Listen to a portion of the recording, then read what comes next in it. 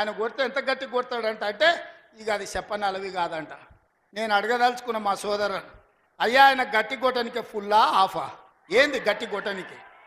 ఏం కొడతాడు ఆయన? కొడితే గిడితే ఓ ఫుల్లు ఓ ఆఫ్ గట్టి కొట్టగలడు, అంత మించి గట్టి కొట్టేది ఏందుంది? 10 ఏళ్ళు నువ్వు గట్టి కొట్టేటోని ఆయన ఉంటే నిజంగానే నువ్వు గట్టి కొట్టాలంటే డ్రగ్స్ పార్టీలు ఫామ్ హౌస్లలో చేస్తున్న నీ కొడుకును వంగబెట్టి గట్టి కొట్టు, వానికి బుద్ధి వస్తుంది. ఢిల్లీలో లిక్కర్ దందాలు చేసి తెలంగాణ గౌరవాన్ని తీసిన నీ బిడ్డను దవడ మీద అంగబెట్టి గట్టి కొట్టు.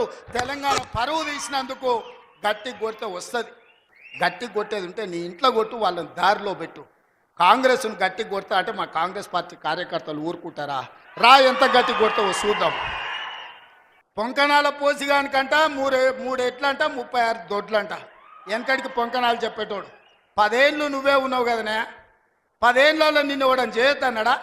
ఆయనకు వ్యక్తిగతంగా కమెంట్ చేసాడు తప్ప ఇంకో పనేముందే? నోరుంది కదా అని మాట్లాడే ఎటు పడతాటు.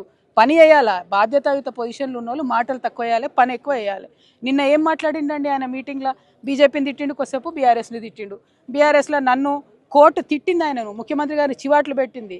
నువ్వు ఆ కవిత గారి విషయంలో నువ్వు మాట్లాడొద్దని చివాట్లు పెట్టింది. సుప్రీంకోర్టు చివాట్లు పెట్టినటువంటి చరిత్రలో మొట్టమొదటి ముఖ్యమంత్రి మన కర్మగాలి, మన తెలంగాణ ముఖ్యమంత్రి రేవంత్ రెడ్డి. అయినా కూడా ఆయన విఘ్నత పాటించకుండా నా మీద ఎటువంటి అటు మాట్లాడితే అది చరిత్ర నిర్ణయిస్తుంది. ఇగో మా అన్నదమ్ములు అందరూ ఉన్నారు, వాళ్ళు కూడా చూస్తారు, వాళ్ళు నిర్ణయిస్తారు సమయం సందర్భం బట్టి. నేను కూడా మళ్ళీ అట్లా మాట్లాడి నా స్థాయిని నేను తగ్గించుకోదలుచుకోలేదు. ముఖ్యమంత్రి గారు ఆలోచన చేసుకోవాలి. సుప్రీంకోర్టు చివాట్లు పెట్టినాక కూడా నన్ను ఏదో అంటే అనని, నాకు పోయేదేమున్నది? ప్రజలు చూస్తారు, ఆయన స్థాయి తగ్గుతుంది తప్ప నా గౌరవం ఏం తగ్గదు. 1. 2, అవన్నీ పక్కకు పెట్టి మీరు చెప్పిన మాట చెప్పినట్టు చేయండి. రైతులకు బోనస్ ఇస్తానని ఇయ్యండి, నీళ్లను కాపాడండి, గోదావరి నీళ్లు. ఆ 2 పనులు చేయాలని ముఖ్యమంత్రి గారిని డిమాండ్ చేస్తున్నారు.